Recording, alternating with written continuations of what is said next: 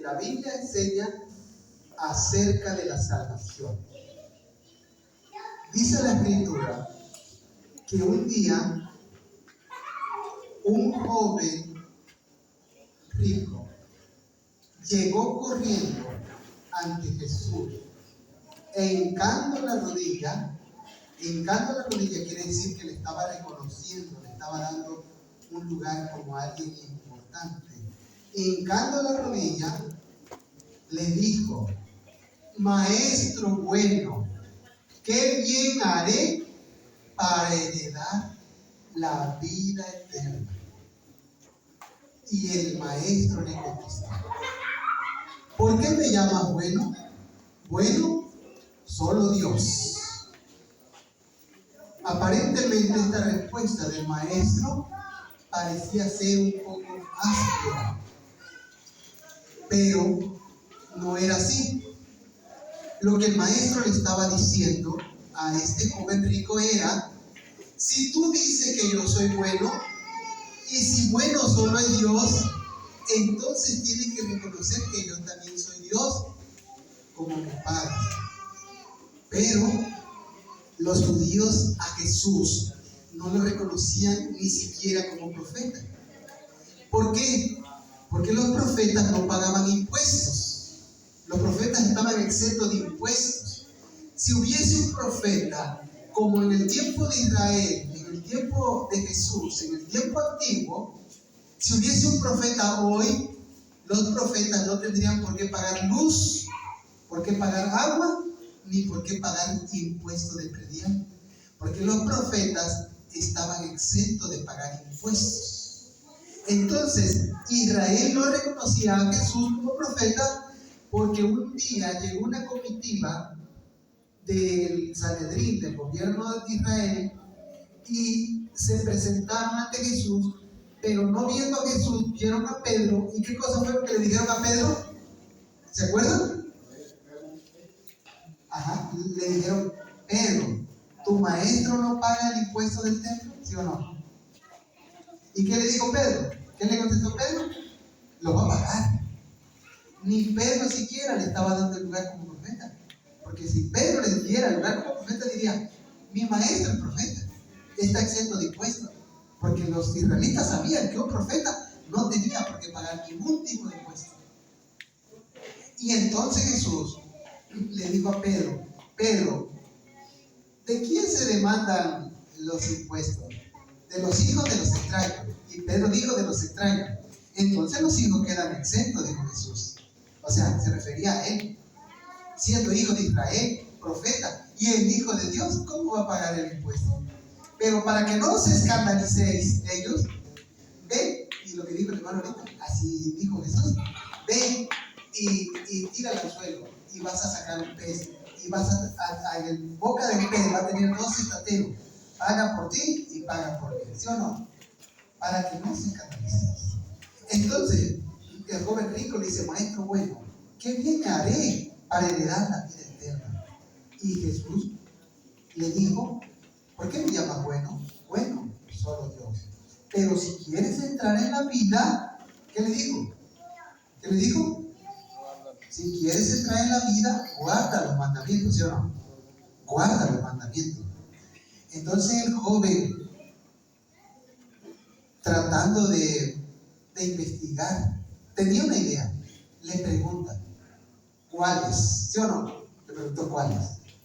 Y entonces Jesús, el que representa el Nuevo Testamento, o que el Nuevo Testamento lo representa a él, porque el Antiguo Testamento nos habla de los 10 mandamientos, ¿sí o no? Pero Jesús en el Nuevo Testamento también está diciendo lo mismo. Le está diciendo: guarda los mandamientos, ¿sí o no? Le digo así. En el Nuevo Testamento. Él no le dijo: los mandamientos están abolidos, no vienen a abolir. O así le dijo así. Le dijo: guarda los mandamientos. Y entonces el joven rico le dice: ¿cuáles? Y Jesús le dijo: no robes, no mates, honra a tu padre y a tu madre, no cometas adulterio, no levantes falso testimonio. ¿A qué se estaba refiriendo? A la ley de Dios. A los 10 mandamientos se estaba refiriendo, ¿sí o no? Indudablemente le estaba diciendo: él guarda el sábado, pero pues le está diciendo a un judío. Y pues Pues es sobrado decirle a un judío guarda el sábado, porque el judío no guardaba. Pero eso es que Jesús en un momento aprobó los mandamientos. Guarda los mandamientos. ¿Cuáles? Este y este. ¿Qué cosa fue lo que dijo el joven? El joven dijo: todo eso lo he guardado desde mi juventud. ¿Pero con qué justicia? ¿Con la justicia de Dios o con la justicia de él? Lo había guardado con la justicia de él. Y esa justicia de él era muy pequeña. La justicia del joven rico es muy pequeña. No alcanza a cumplir la demanda de la ley de Dios. Porque la ley de Dios es infinita, ¿o no? Es infinita la ley de Dios. Entonces necesita que, como se transgredió la ley de Dios, Adán y Eva pecaron, transgredieron la ley de Dios, entonces la ley fue quebrantada. Ahora la ley exige un pago, pero infinito. O sea, la ley exige una justicia infinita. Pero les pregunto a ustedes, ¿puedo yo presentarme delante de Dios y decirle: Señor, yo he obedecido los mandamientos desde mi juventud? ¿Me va a aceptar el Señor? ¿Me va a aceptar Dios así? Señor, yo he guardado los mandamientos. ¿Qué me va a decir? Tu justicia es trapo de inmundicia. O sea, la justicia del hombre no alcanza a cubrir la exigencia de la ley. ¿Cuál justicia es la que alcanza a cubrir la exigencia de la ley? ¿Cuál justicia? La divina, como dice hermana, los mandamientos. Pero ¿en quién está contemplada la justicia de Dios? En el crucificado. Esa justicia de él sí paga la exigencia de la ley. Porque la justicia que la ley exige es infinita. Y la justicia de Cristo es infinita. Por lo tanto, lo infinito con lo infinito se paga. Pero yo, que soy finito, o sea, no alcanza, mi obediencia no alcanza. Pero Jesús lo estaba llevando al terreno donde todos los judíos era su riqueza. Entonces, Jesús, ¿qué le dijo? Si quieres ser más, si quieres ser perfecto, ¿qué le dijo? Ve, vende todo lo que tienes y dáselo a los pobres. Y ven y sígueme. ¿Sí o no? Cuando el joven rico escuchó estas palabras, el joven rico se dio cuenta de que la cruz que Cristo le prometía cargar estaba muy pesada, porque le estaba poniendo una cruz sobre sus hombros. Y el joven rico, ¿qué dice la Escritura? Se fue triste porque tenía mucha riqueza. O sea que amaba más la riqueza que la gloria de Dios. Porque seguir a Dios, hay veces que tienes que abandonar todo. Pero Jesús no le hablaba tanto de las riquezas de oro y plata. Le hablaba de eso. Pero también le hablaba de la riqueza espiritual que ellos tenían. Porque los judíos decían: los únicos salvos son nosotros. Los demás son perros. Están perdidos, son perrillos esos. Los únicos hijos de Dios somos nosotros. Por eso, cuando aquella mujer sirofenicia se le acercó a Cristo y le dijo: Maestro, tengo una hija que está endemoniada, ayúdame. Y Jesús tomó la actitud que tomaban los judíos. Jesús le dijo: he venido a buscar las ovejas perdidas de la casa de Israel. He sido enviado a Israel. Entonces ella se sintió golpeada en su fe porque la probó, Jesús la probó. ¿Y ella qué fue lo que dijo? Cuando Jesús le dijo: el pan es para los hijos, no para los perrillos. Son palabras duras. Pero Jesús no estaba pecando. Jesús estaba tomando la actitud de que los judíos tomaban, para que ellos se dieran cuenta cómo eran de malos. Y entonces esa mujer, ¿qué le dijo?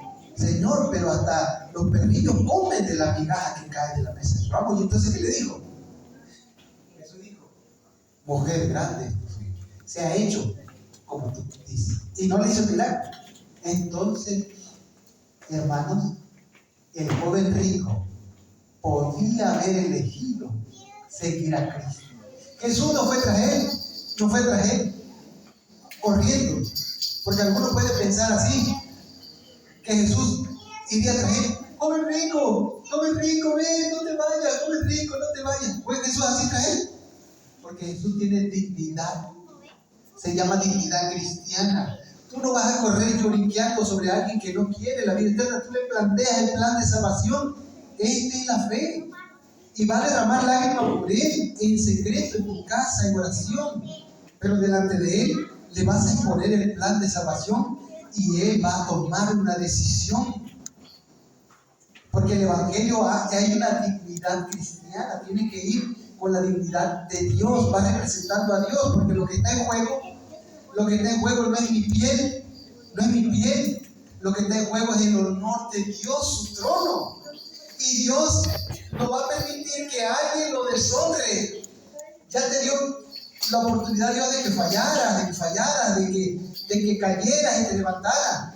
Pero ya pronto ya no va a hacer eso. Ya Dios va a necesitar un ejército de gente santa. Si le voy a fallar y le voy a fallar y le voy a fallar, ¿qué cosa es lo que me va a hacer Dios? Si le voy a fallar, ¿qué me va a hacer Dios? Mira, mejor toma tu cosa y retírate. Porque necesito un ejército santo, un ejército puro, que en el momento más difícil no me vaya a traicionar, porque está en juego mi nombre, dice el Señor, está en juego mi gloria. Por eso Dios nos está preparando en santidad y pureza, porque ya viene el momento en el cual Dios le va a presentar un frente unido a Satanás. Ahorita Dios ha permitido que en el pueblo hayamos que fallamos, pecamos, nos levantamos, caemos y seguimos adelante. Pero va a llegar un momento en que la gracia se va a terminar, ¿sí o no? Y en ese momento el que siga siendo pecador está perdido. En ese momento debe necesitar uno haber ya encontrado el perdón. Y ahora sí el Señor pone su sello sobre la persona y ahora sí ya le puede representar. Hay un tiempo de gracia. Ese tiempo de gracia lo debemos de aprovechar porque se va a acabar. Para todos. ¿Quién va a ser juzgado primero? Como dice la Biblia, el buen juez por su casa empieza. Primero va la iglesia. ¿Cuál iglesia es la iglesia que tiene más luz sobre la tierra? ¿Quién? Esta. No vaya a juzgar a los católicos, no vaya a juzgar a los pentecostales, los evangélicos. Primero la iglesia que va a pasar a revisión es esta. Va a pasar a revisión en quién confías. Todos los actos del hombre pasan en revista delante del gran juzgado divino. El Padre está sentado en su trono y Él preside la sesión. El Hijo está a su diestra intercediendo por el hombre y la ley de Dios está como la norma que nos va a revisar. Y en el libro debe de estar escrito con sangre de Cristo. Debe estar escrito ¿cómo? Perdonado. ¿Sí o no? Debe de estar escrito perdonado. Y el perdón no es algo que yo lo labre en un campo. El perdón es un don divino, es un regalo. Por lo tanto, yo lo único que tengo que hacer es abrir los brazos y aceptar, ¿sí o no? El perdón es un regalo. Pregunto, ¿quiénes quieren el perdón de Dios? ¿Lo quieren hoy? Entonces tendremos que hacer un compromiso de dejar el viejo hombre hoy. Mañana puede ser demasiado tarde. Hoy es el día de salvación. Ahorita es el momento en que nos vamos a comprometer.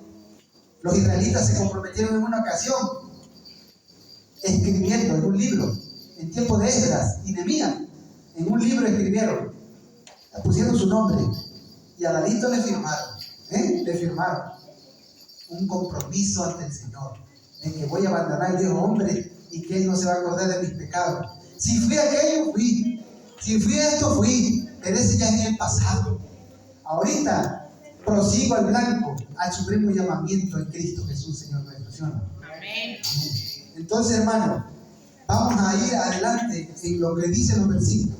Vamos a la diapositiva, por favor. Punto número 1. La Biblia es la verdad. Y es la verdad no solo para la iglesia adventista, es la verdad para todos. Dios le dio Biblia a todos. ¿La tienen los católicos o no la tienen? ¿La tienen los pentecostales? ¿La tienen los presbiterianos? ¿La tienen los bautistas? La Biblia la tienen todas las iglesias. Si alguien no la tuviera, podría excusarse de decir, pues yo no la tengo. Pero como todos la tenemos, quiere decir que Dios nos reconoce como sus hijos. Pero esta iglesia es una iglesia especial. Si decimos que no tenemos pecado, nos engañamos a nosotros mismos y la verdad no está en nosotros. ¿Qué es lo primero que tenemos que reconocer? Que somos pecadores. Cuando Jesús habló con la mujer junto al pozo, la mujer en un momento dado le dijo: dame de esa agua, ¿sí o no? ¿Y por qué Jesús no le dio agua en ese momento? Del agua que le prometía. ¿Por qué? Porque primero la iba a lavar de pecado. Primero Jesús con su sangre te limpia de pecado. Y luego te pone su ropa de justicia. Él no te pone tu ropa de justicia, nada más dice: ponme el ropa de justicia, por favor. No. Primero te va a lavar de tus pecados, primero te va a perdonar. Por eso a esa mujer le dijo, o sea, la mujer le dijo: dame de esa agua para que no venga aquí a buscarla. Ella pensaba que hablaba del agua del pozo. Él hablaba del agua del Espíritu Santo, de la palabra, de Él. Entonces, ¿qué le dijo él? Ve y llama a tu marido. No tengo marido. Bien has dicho, no tienes marido, porque 5 maridos has tenido. El que ahora tiene no es tu marido. ¿A dónde estaba el marido? El verdadero marido de la iglesia, porque esa mujer representa la iglesia. El que estaba enfrente es el verdadero esposo de la iglesia, porque esa mujer representa a la iglesia que ha tenido esposos, pero que ninguno le ha hecho feliz. Y entonces ella fue, cuando vino, venía como una pecadora. Cuando se fue como una mujer diferente, porque evangelizó toda la ciudad. Cuando vino casi llorando, pero cuando se fue sonriendo, era libre, porque él, cuando le dijo: ve y llama a tu marido, y le elogió la vida, ella le dijo: me parece que eres profeta. Algún día cuando venga el Mesías me explicará todas las cosas. ¿Cómo le digo? Yo soy el que hablo contigo. Y ahí ella obtuvo el agua que nunca había obtenido. Dice 2 de Pedro 2:19: les prometen libertad y son ellos mismos esclavos de corrupción, porque el que es vencido por algunos es hecho esclavo del que lo venció. Hermano, no sucede ahorita eso. Como esos grandes ministros populares en Estados Unidos y en muchas partes de Europa y aún en América se levantan engañando a la gente, robándole su dinero, pidiéndole dinero, más dinero, y les prometen primero el dinero, luego los milagros, así le dicen. Pero ¿qué dice la Biblia de esos hombres? Les prometen libertad y ellos mismos son esclavos de corrupción. Versículo que sigue: porque la paga del pecado es muerte. El pecar es transgresión de la ley, y la paga del pecar es la muerte. Mas la dádiva de Dios es vida eterna en Cristo Jesús, Señor nuestro. Amén. Amén. Aspiramos al perdón. Para eso estamos aquí, porque hay promesa de vida eterna. Y el joven rico no encontró esa vida eterna, porque la vida eterna está ¿en quién? En Cristo Jesús, Señor nuestro. No quiso aceptarlo, porque Él le dijo: ven y sígueme. No lo siguió. ¿O vieron ustedes que el joven rico lo siguió? No lo siguió. Vamos a Isaías 64:6. Si bien todos nosotros somos como suciedad, y toda nuestra justicia como trapo de inmundicia, y caímos todos nosotros como la hoja, y nuestras maldades nos llevaron como viento. Esa es la condición en la que llegamos a estar. Pero en Jesús somos más que vencedores. Adelante, hermano. Aunque te laves con lejía y amontones jabón sobre ti, la mancha de tu pecado permanecerá aún delante de mí, dijo Jehová el Señor. Jeremías 2:22. ¿Con qué es que el hombre va a lavar su pecado? Con la sangre de Jesucristo. Al momento que yo me presento simbólicamente en el Calvario y miro a Jesucristo crucificado en mi imaginación, lo miro, entonces creo y entonces vivo. Mirad y vivid, porque el pacto antiguo era obedece y vive. El pacto antiguo decía: obedezcan y vivan. Adán y Eva, obedece y vive. ¿Obedeció Adán y Eva? Por lo tanto, murieron. ¿Obedecimos nosotros? Y no nos morimos. Pero al mirar a Jesucristo y este crucificado, entonces vivimos, ¿sí o no? Hay perdón en la cruz. A mí, dice, quien nos salvó y llamó con llamamiento santo, no conforme a nuestras obras, sino según el propósito suyo, y la gracia que nos fue dada en Cristo Jesús antes de los tiempos de los siglos. Antes de que el hombre fuera creado, Dios tenía un plan oculto, un misterio santo, que era que Cristo es la esperanza de gloria. Ese plan de salvación fue revelado cuando el hombre cayó en pecado. Dios había hecho un plan de salvación antes, porque Dios todo lo sabe. Y agradecemos a Dios por eso, agradecemos. Tenemos oportunidad de redención gracias a que Dios ideó ese plan. A mí, que soy menos que el más pequeño de todos los santos, me fue dada esta gracia de anunciar entre los gentiles el evangelio de las inescrutables riquezas de Cristo y de aclarar a todos cuál sea la dispensación del misterio escondido desde los siglos en Dios, que creó todas las cosas. Hermano, a mí, que soy el más pequeño de los santos, ¿qué sucede cuando una mata de trigo tiene bastante trigo, hermano? ¿Qué sucede? Cuando una mata de trigo está llena de trigo, ¿qué le pasa? Se dobla, ¿sí o no se dobla? Cuando la mata de trigo está vacía, ¿cómo está? Derechita. Cuando una persona está llena de los frutos del Espíritu, delante de Dios es humilde, ¿sí o no? ¿Cómo dice? A mí, que soy el más pequeño de los santos. Pero han visto esos hombres que no están llenos de frutos de justicia, y cómo son de orgullosos, cómo son de vanidosos, cómo dicen que representan a Cristo, pero en realidad representan al anticristo. Hombres que se presentan delante del pueblo y le dicen: nosotros nos guiamos al cielo, y ni ellos pueden llegar al cielo. Por eso el único que nos guía al cielo, ¿quién es? Cristo Jesús. Adelante. Dice: y al que puede confirmarlo según mi evangelio y la predicación de Jesucristo, según la revelación del misterio que se ha mantenido oculto desde tiempos eternos. ¿Y cuál es ese misterio? Ese misterio es que Cristo es la esperanza de gloria. Jesús, el Hijo de Dios, como Salvador del mundo, es el misterio que Dios tenía escondido de darnos un día en propiciación por nuestros pecados. Y leámoslo entre todos, por favor, hermano. Vamos a leerlo entre todos. 1, 2, 3. Y en ningún otro hay salvación, porque no hay otro nombre bajo el cielo dado a los hombres en que podamos ser salvos. Hechos 4:12. ¿Cuál es ese nombre? Jesucristo, el Hijo de Dios, el Mesías de Israel y Salvador del mundo. Vamos a ver 7 puntos que nos marca el tema. ¿Cómo nos salvó Jesús? Pregunta. Veamos 7 actos redentores. En la encarnación, Jesús, siendo Dios, se hizo hombre. Es un misterio. ¿Cómo sucedió eso? No lo podemos explicar. Pero el Hijo de Dios nació en Belén como un ser humano como nosotros. Sentía frío, calor, y sudaba y tenía sed. El cual, siendo en forma de Dios, no estimó el ser igual a Dios como cosa que aferrarse, sino que se despojó a sí mismo, tomando forma de siervo, hecho semejante a los hombres. Jesús, estando a la diestra de Dios, se condolió su corazón de la raza humana y decidió devolverle el cetro de poder a su Padre, y decidió venir a la tierra para salvarnos. Teniendo Él todo a su disposición, decidió abandonarlo todo por nosotros, ¿sí o no?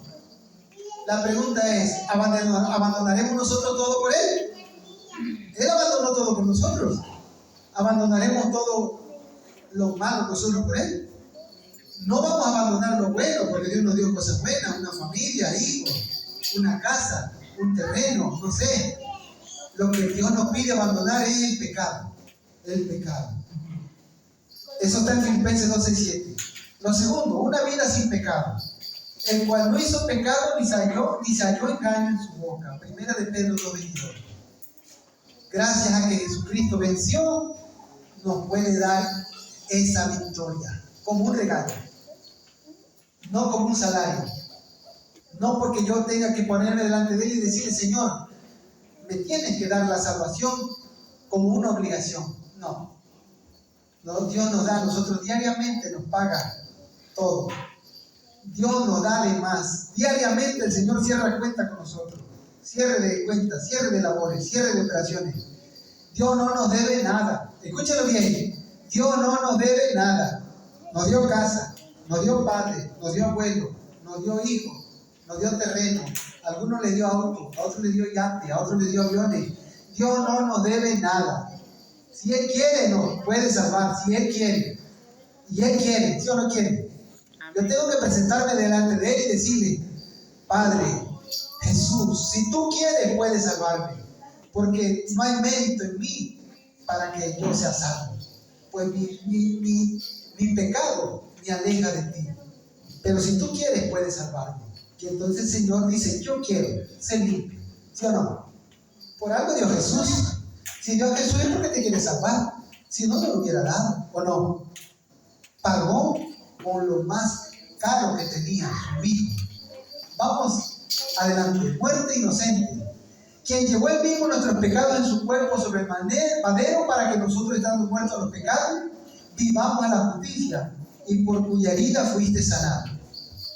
Para entrar al reino de los cielos hay condiciones. El Señor necesita que sus hijos abandonen el pecado. Algunas personas gustan de vivir en pecado y querer seguir a Dios. No se puede así. Abandonamos el pecado y seguimos a Dios. El poder para abandonar el pecado emana de la cruz. Eso está en 1 Pedro 2:24. La resurrección, el cual fue entregado por nuestras transgresiones y resucitado para nuestra justificación. Romanos 4:25. Hermano, si Jesucristo no hubiera resucitado, no tendríamos esperanza. ¿Escucharon, hermano? Si Él no hubiera resucitado, no tendríamos esperanza. Murió y resucitó. Vamos con los últimos puntos. Ascensión a los cielos. Indiscutiblemente grande es el misterio de la piedad. Dios fue manifestado en carne, justificado en el Espíritu, visto de los ángeles, predicado a los gentiles, creído en el mundo, recibido arriba en gloria. Su ascensión en los cielos. 1 Timoteo 3:16. Y la intercesión, porque no tenemos un sumo sacerdote que no pueda compadecerse de nuestras debilidades, sino uno que fue tentado en todas según nuestra semejanza, pero sin pecado. Hebreos 4:15. Hermano, el perfume de la iglesia adventista es el paso de Cristo del lugar santo al lugar santísimo. ¿Escucharon, hermano? El hecho de que Cristo haya pasado del lugar santo al lugar santísimo, ese es el tema de la iglesia adventista. Ese es el tema que no predica ni una iglesia. Usted tiene esa responsabilidad de hablarle a los hermanos que Jesús murió en la cruz, que estuvo en el sepulcro, resucitó, ascendió a los cielos e intercede por nosotros. Y en el lugar santo pasó al lugar santísimo. Ese es el perfume del adventismo, que Jesús está ahorita intercediendo por nosotros en el lugar santísimo. Último versículo. En el advenimiento. Así también Cristo fue ofrecido una vez para llevar los pecados de muchos, y aparecerá por segunda vez en relación con el pecado para salvar a los que le esperan. Hebreos 9:28. Habla de que Jesús vendrá por segunda vez. Juan 14:3 dice, para terminar, y se me fuere y los aparejar el lugar, o preparar el lugar, vendré otra vez. Ahí están las palabras, vendré otra vez, y los tomaré a mí mismo, para que donde yo estoy, vosotros también estéis. Hermanos, así termina el tema, que Jesucristo ha prometido que vendrá otra vez por sus hijos. ¿Dónde lo debemos de esperar? En la iglesia. En la iglesia. Es decir, perteneciendo a la iglesia. En casa, en donde vayamos, pero pensando en que lo estamos esperando. ¿Sí o no, hermano? Siempre presente que Jesús viene pronto. Hermanos, ha sido un gusto y una felicidad estar aquí con ustedes. Dios los bendiga abundantemente. Amén.